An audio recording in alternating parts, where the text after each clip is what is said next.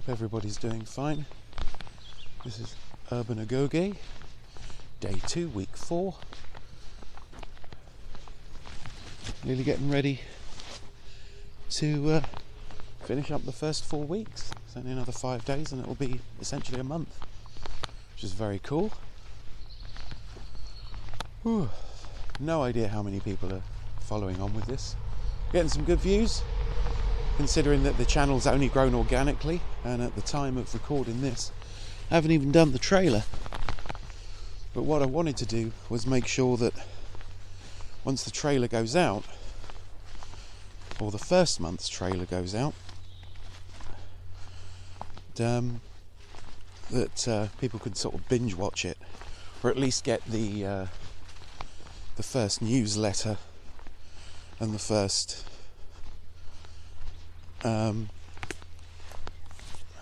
podcast. Because what I want to do is put together a monthly newsletter with all the techniques I've been using and what they were how I rated them, all the things I've been doing that worked. I mean, that's not really super hard because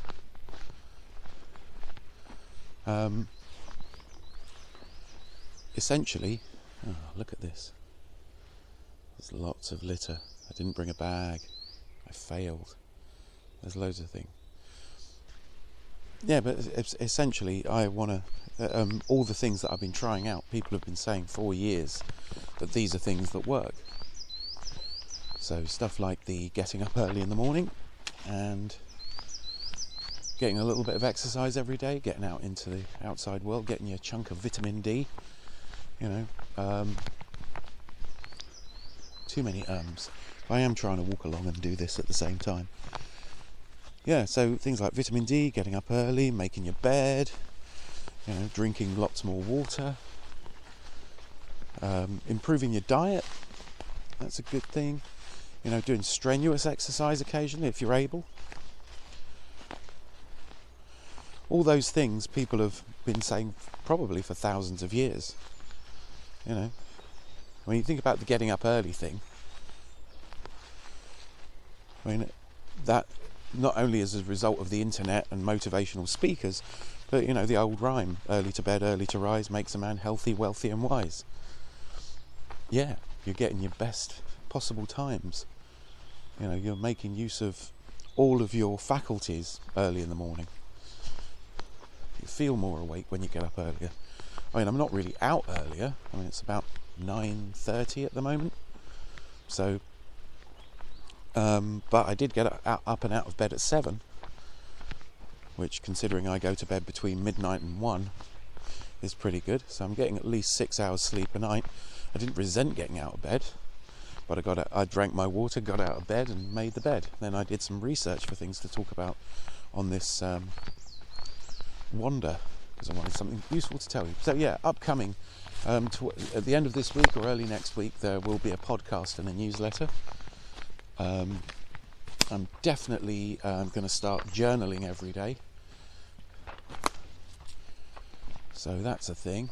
And I've known for some time that, people who approach problems in a cohesive way tend to keep an eye on their stuff. But I also want to get more into meditation,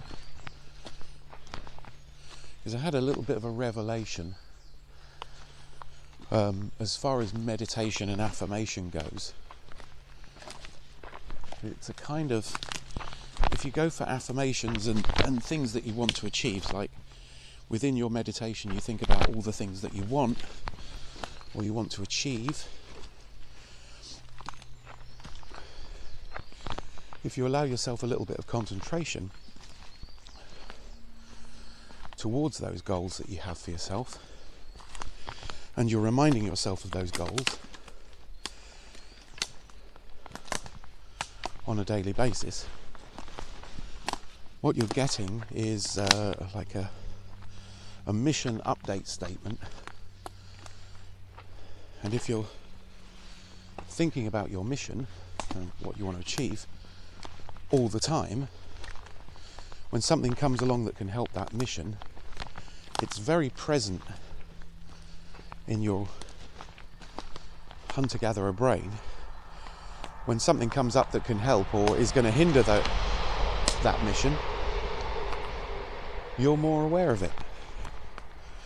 You know, so when an opportunity comes along for you to sort something out, you'll take it. And then your brain will start to build a pattern. So I don't think it's anything mystical, but I do think that you start to pay more attention when things trigger that sort of acquisition of resources. And I could be wrong, it could be all mystical. But this is why I like walking in wild woodland that nobody really goes in, because it's essentially a workout on its own. It's much more fun than walking around on streets or along a canal where your path is very predictable.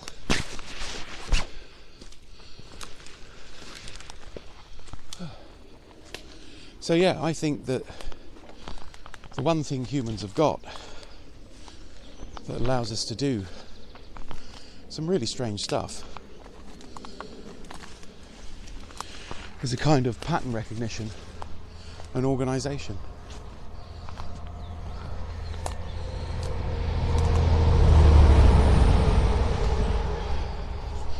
And I think meditation is one of those things that sharpens your visualisation muscles,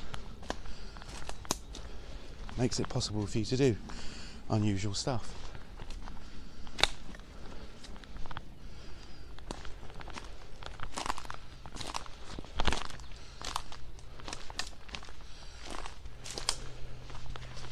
So yeah, it's interesting.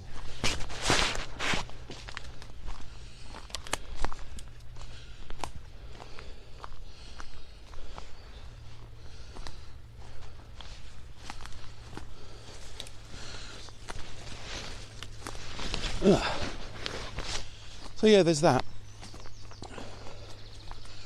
I finally managed to find some good dietary advice, but it's highly generalised, you know. But it's really easy to remember, and this is thanks to Harlequin for finding it, because I probably wouldn't have found it, because once you start looking for diet on the internet, well, try it for yourself. You just get billions of results back. It's very hard to find specific stuff unless you know what you're looking for. And I'm really coming at diet from a great deal of ignorance. And if somebody was going to be a boxer, or somebody was going to be a weightlifter, then, you know, their diet can be prescribed and they're going for a particular goal. And I'm just looking for an all-round increase in nutrition and to aid my fitness regime. So there's two acronyms that go together, and it's essentially stop eating crap and eat more food. So crap is carbonated drinks of any kind. They bloat your stomach. They're usually full of sugar and literally don't do you any good because they make you more hungry, which is why restaurants always have carbonated drinks, you know, on tap, because they know they're going to sell a lot. So switch to non-carbonated drinks. The R is for refined sugar. Get away from that as much as you can. If you want something sweet, eat a piece of fruit. A is for I had it.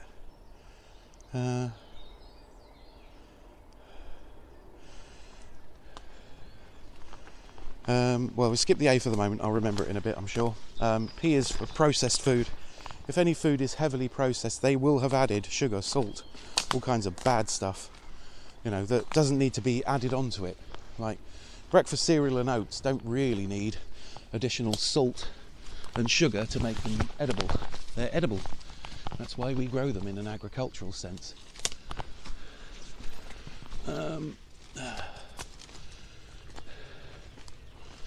Still can't remember what the A thing was for. We'll come back to it.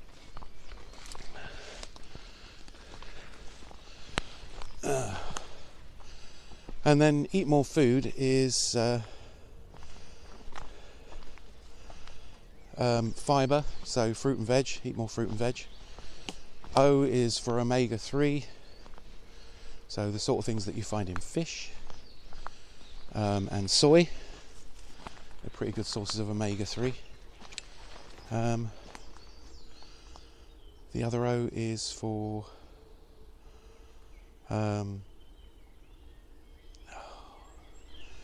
it's omega-3. There's another one. I honestly wrote it down. Oh, here we are. Excellent. Yes, organic lean proteins. I'd have never remembered that. So that's like low-fat dairy, fish, nuts, soy, egg. And the omega-3 fatty acids are found in cod liver oil, soybeans, fatty fish, so like salmon and mackerel and stuff. Flax seeds and chia seeds. So I'm telling you, those flax seeds and chia seeds are going into my smoothies. I will be getting some of those and just adding those in. So, and what was the A for? Yeah, artificial sweeteners. Oh, yeah. Diet drinks, those things, artificial sweeteners like NutraSweet, no good for you. So that's like so we'll go through it again. So eat less crap, so less carbonated drinks, less refined sugar, less artificial sweeteners, and less processed foods. So eat less of that, and then eat more food, fruit and veg, organic lean proteins, omega-3 fatty acids, and the D is for drink lots more water. Because water's, your brain is asking for water all the time. Your brain uses 25% of the energy in your body. And that's, calorifically, that's really expensive. It's why people don't think all that straight when they're hungry or when they're thirsty and stuff like that. You need to keep the brain going. Because the brain is your means for getting more calories to deal with stuff.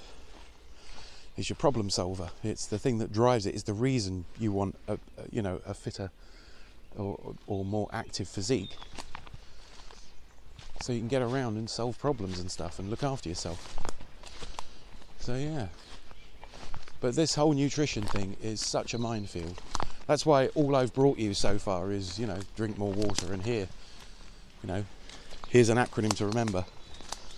So that's definitely going to be going in to, this is pretty nice, apart from all the nettles, which have just been stung.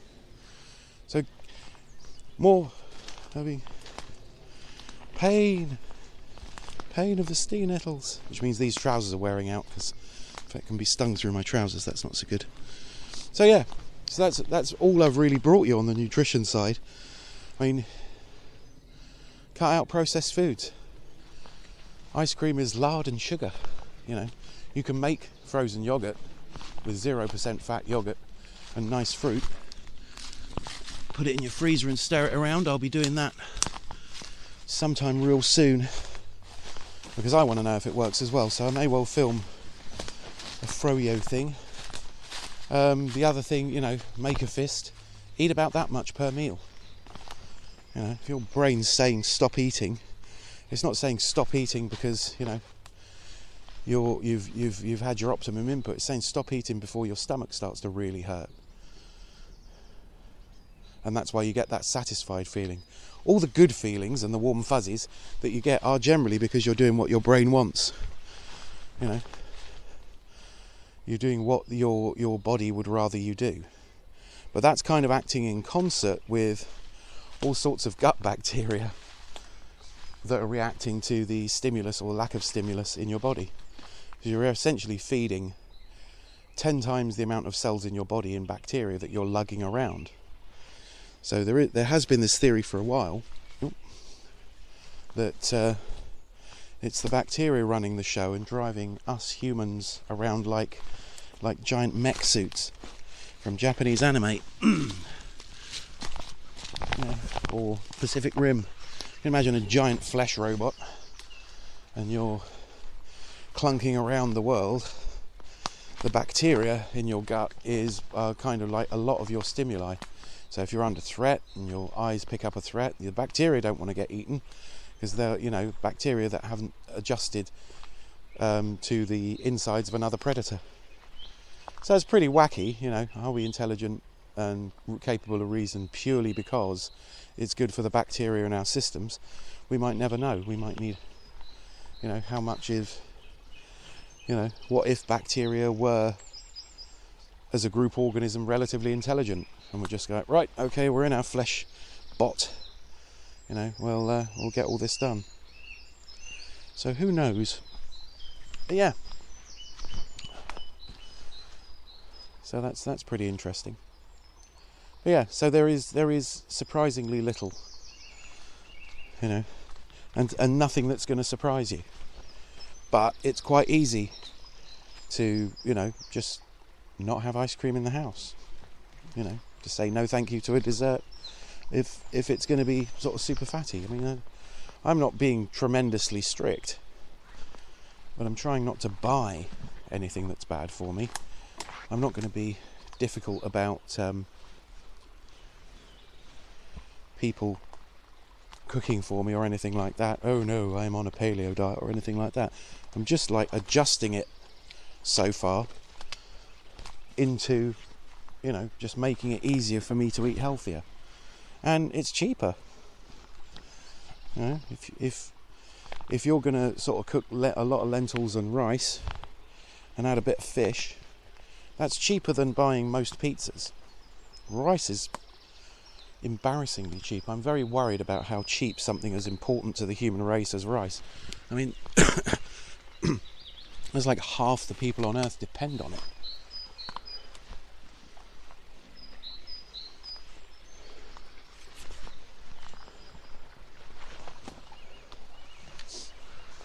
You know, and it's just cheap.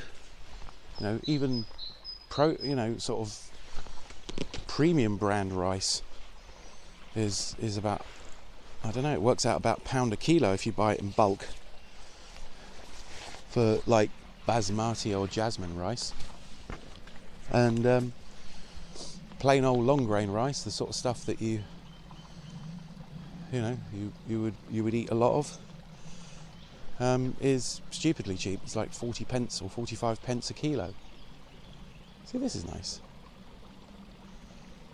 This is why I like to come out. Look how clear the water is. There's a little bit of me that wonders, can you navigate this? Can you get in a little teeny tiny boat and wander down the river? That might be something I'm trying later this year. All depends. So yeah, you know, you can eat pretty cheaply if you're just going to eat sensible food and fruit and stuff.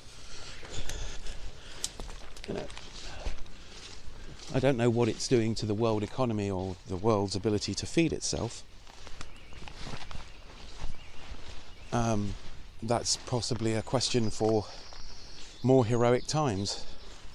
But I'm getting ready to clear a veg patch in my garden and start growing some of my own potatoes. I can't recommend it, but I am going to be trying it at some point soon, is just eating just potatoes for about a week.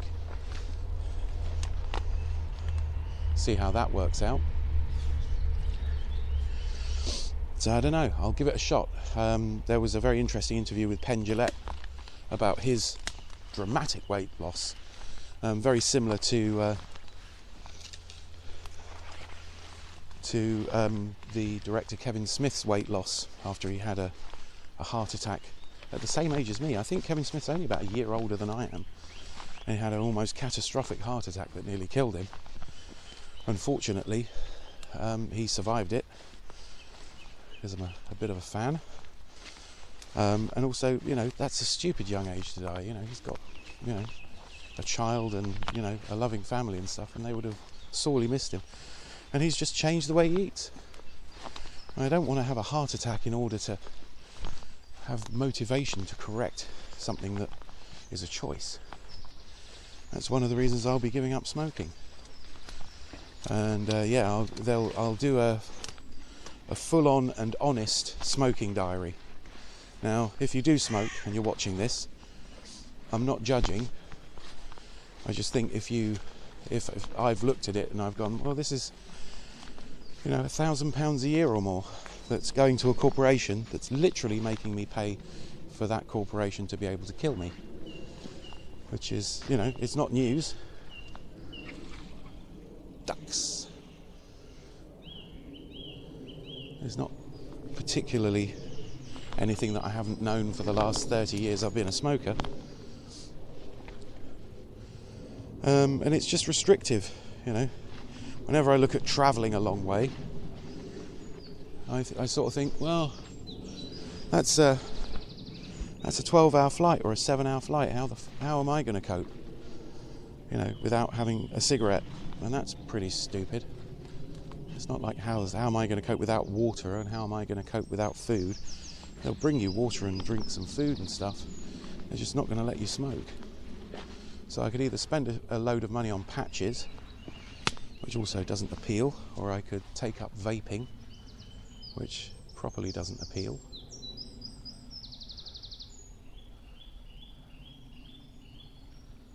Yeah.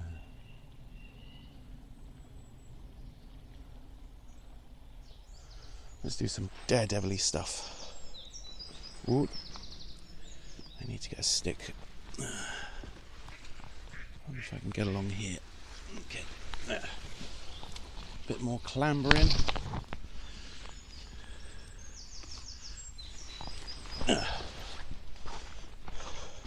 Oh.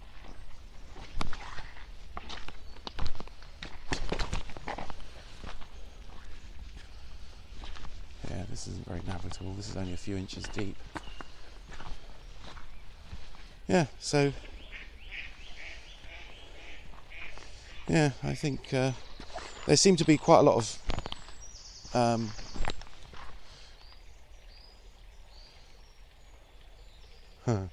I really can't.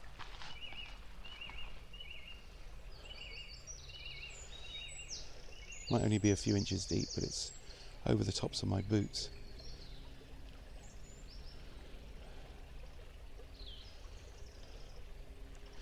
So yeah, I'll definitely try out the hypnosis stuff, because that's on YouTube and it's free. You can find loads of stop smoking hypnosis things.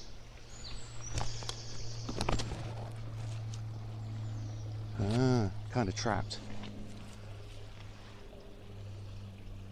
Ooh. Anyway, well, this is why you're watching the Woodland Wander. So yeah. So I'm going to go for hypnosis and just going cold turkey.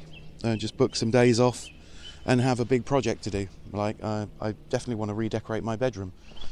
Even though I rent the house, it's kind of yeah, it's only going to cost me about 20 quid to completely change the place I sleep. So that's a good thing.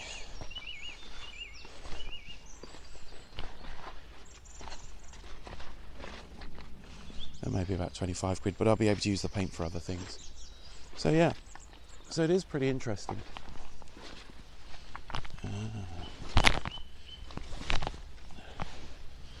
Bear with me just a moment.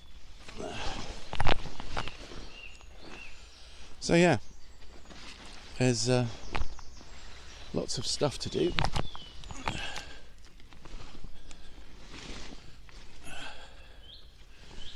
Which I'll be keeping you appraised of, and I'm pretty sure my friend in Australia will be up for it. And if you're watching this and you'd like to be included in the podcast, I'm sure we can organise some sort of Discord chat where we're talking about it.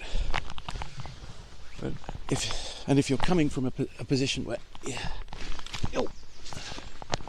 know about exercise, or you want to share what you know, the only thing I would ask is that you remember that a lot of people that will be listening to these first few podcasts are people who want some straight answers, don't want to make it their life essentially. You know, it's one thing to be healthier,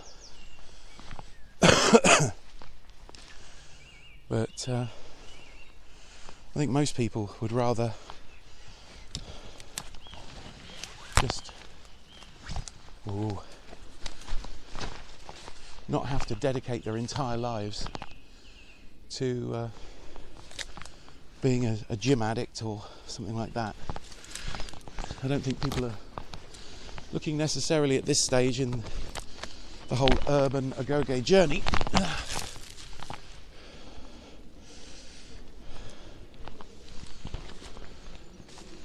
I don't think they necessarily want to make it their lives. They just want some sensible advice for being a bit fitter and a bit bit more fed, and understand a few things about motivating themselves. And I'm here to tell you those really simple sounding things, that works. It really does. But it's not anything that we haven't known about for thousands of years.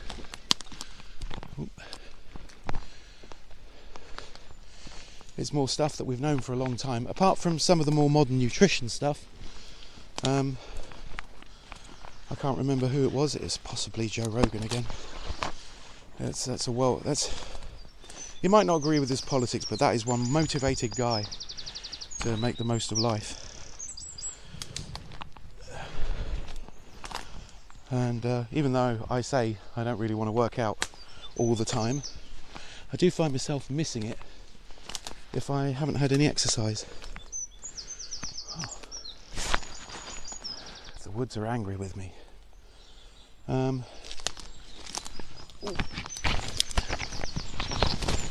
This is why I like walking in woods. That's why I don't like walking in woods. I need to start leaving my jacket at home. But yeah.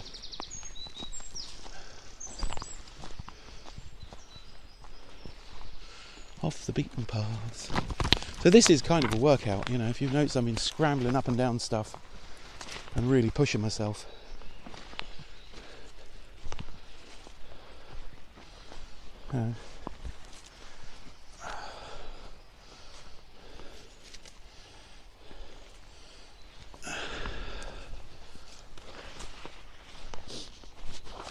So yeah.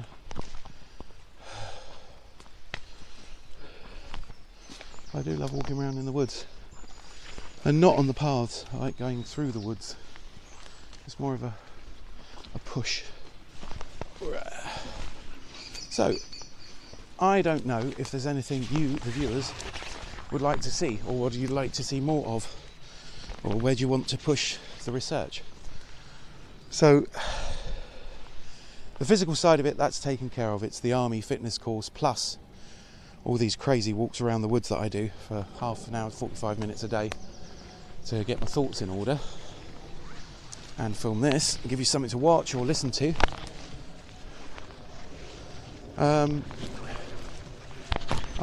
The next mental stuff I'm going to be trying is sort of like, again, it's along the lines of, you sort of think, well, what's the difference between me and someone that really succeeds at what they're doing? And instead of pointing that at making lots and lots of money, although to be honest, if this ever took off and this is what I did for a job, I'd be more than happy.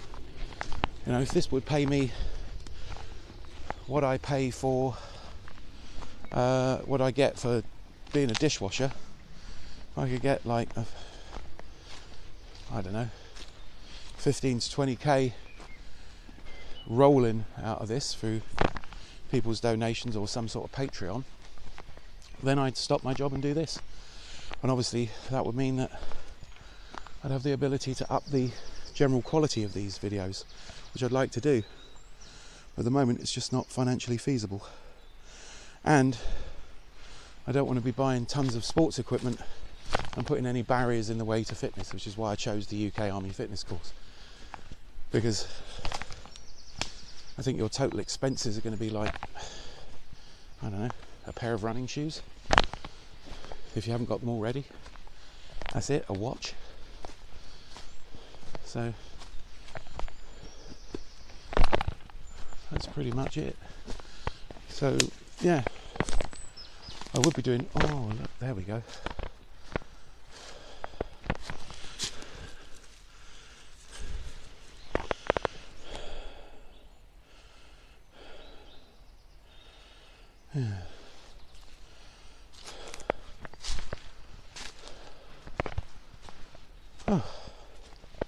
So yeah, I don't want people to have to spend money, and it's the same attitude the army took. What's the point in saying, now get a gym membership, now go do this? It's not fair to put any barriers in the way of someone living better. And in fact, if you live slightly better, it's considerably cheaper. Let me put it into perspective for you. My breakfasts used to cost, let's say, to make at home, if I had a fried breakfast, which was most mornings, we're talking at least, just in cost of the food, probably about £2.50 for breakfast, and then probably something for lunch, maybe £1.50 for a can of something, soup or baked beans or something like that, and then an evening meal that would cost me about £3. So you're talking £8 a day. Times 10 is 80. So probably between 150 and £200 a month if you even it out. You know, with all the snacks and things I would buy out and stuff like that. So let's call it 200. I made about 10 bowls worth of granola for about £2. Probably add another 20p for the yogurt that goes on top of it, and another 10p for the fruit. So that's about 50p for a breakfast now. So £3.50 a week for breakfasts. And I don't really eat lunch, but if I do, it's just baked beans and a couple of slices of toast. It's about 50p a week. So we were going for sort of like between, I don't know, £60 and £80 on my previous lifestyle, and then some sort of vegan curry for dinner. So we're probably about 60p per serving of that with rice. So 60p times 7 is £4.20. Probably about 50p per bowl of homemade granola. So more like £10 a week. So the difference between, say, £200 a month and £40 a month, you see where I'm going? I mean, I'm not cooking anything amazingly special. I'm having the odd can of tuna, but that one can of tuna will go into 4 helpings of kedgeree, which I'll show you how to make in a later episode. So yeah, my cost for food is dropping like a rock. And I can fold that into my other ambition, I'd like to quit. I'd like to be out of debt. So if I'm quitting smoking, it's £100 a month, and I'm quitting eating food that's really bad for me, it's another £150 a month. If I work a few more hours, I can put £300 a month against my debt. I could be out of debt in a year. And once I'm out of debt, I'm still getting that £300 a month in savings of my previous lifestyle, but I'd also have to pay out less than another £100. So £150 in debt per month just to maintain those debts and slowly bring them down. So not smoking, not eating crappy food, then when and working a few more hours and maybe making some money off doing this,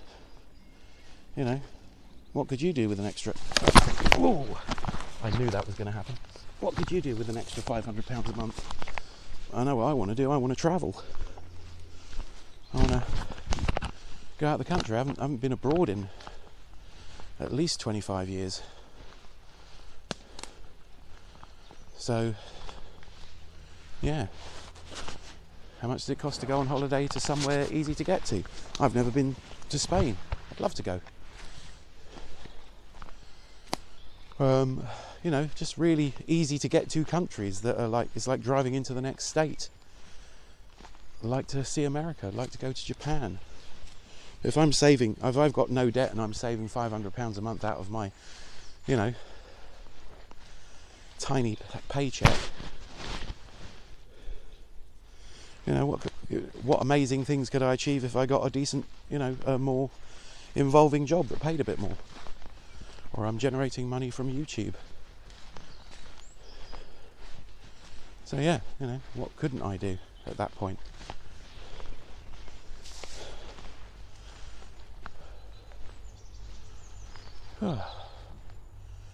So yeah, as always, your thoughts and opinions are super valuable. I reply to every comment. I'm going to say for now I reply to every comment because I'm not getting that many, but I think if I was getting 20 comments a day I could reply to all of them. So what I'll ask you to do is please watch all of these to the end, even if you're going to go away and leave the computer running. And if you can like and subscribe and go for notifications, things like that, then that helps this depressingly simple amount of information to get out to people. And as we go on, I'm going to know more. I'm going to have done more research. I can pass that on to you as succinctly as possible. Should have brought a litter bag, but I didn't. So yeah, you know, let's help everybody. Let's see if meditation works as a tactical skill. Let's see if journaling works as a tactical skill. Can you teach yourself languages while you're asleep and stuff like that? Let's work on it. Let's see what we can get done. I mean, you know, it's not going to hurt if you can speak a couple of other languages. It's not going to hurt if you're more financially capable. It's not going to hurt if you're fitter and you're going to live longer. And this is all taking information from the sort of people that our society admires. They're not necessarily that they're doing wonderful stuff, but the people that really achieve things get up early in the morning, they drink water, they make their bed, they get some exercise, they plan, they utilise their time effectively. They pretty much don't watch a lot of television. They're busy doing rather than watching other people do. So yeah, ideas please, as far as what you'd like to see. And I'm going to wrap it up there, and it's becoming a catchphrase. So thank you very much for watching. Please like and subscribe and tell other people about it. You know, maybe tweet these videos if you find one that's really useful. But yeah, thanks for watching and do take care.